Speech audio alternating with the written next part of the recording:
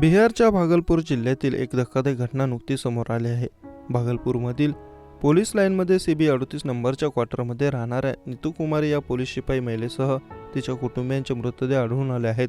नीतूच्या 2 मुलांचा आणि सासूचा गळा चिरून हत्या करण्यात आली आहे, तर तिची दगडाने ठेचून हत्या करण्यात आली।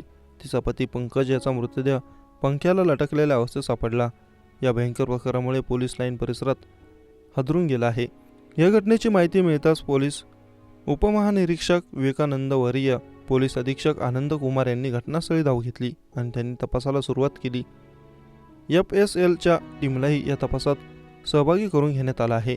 विवेकानंद वरिया यांनी दिलेल्या माहितीनुसार सकाळी दूधवाला आला तेव्हा बराच वेळ हाका मारूनही कोणी दरवाजा उघडला नाही।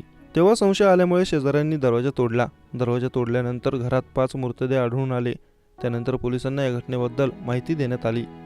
पोलिसांनी तपास सुरू केला असता घटनास्थळी एक सुसाईड नोट मिळाली आहे। नीतूचा पती पंकज याने इतर 4 हत्या करून त्यानंतर आत्महत्या केली अशी चर्चा आहे। पोलीस उपमहानिरीक्षकांनी दिलेल्या माहितीनुसार यात प्रेम प्रकरणाचाही काही विषय असल्याची शक्यता आहे। नीतूच्या प्रेम प्रकरणाची माहिती मिळाल्यामुळे पंकज आणि नीतू यांची सतत भांडणं होत होती। अनेकदा अगदी घराबाहेर झालेली त्यांची भांडणंही अनेकांनी बघितली होती। त्यामुळेच पोलीस या प्रकरणाचा अधिक तपास करत आहेत। नीतू कुमारी ही मूळची बक्सरची रहिवासी होती। 3 वर्षांपूर्वी तिचा भागलपुरा बदली झाली होती।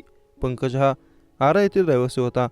नीतूच्या प्रेम प्रकरणाची माहिती मिळाल्यानंतर पंकज आणि नीतू यांची सतत भांडणं होत असत। मंगळवारी अशाच एका जोरदार भांडणानंतर हा प्रकार घडल्याची शक्यता वर्तवण्यात येत आहे। पंकजने लिहिलेली सुसाईड नोट पोलिसांना मिळाली असून त्यात काय लिहिलं आहे हे पोलिसांनी अधिकृतपणे सांगितलं नाही।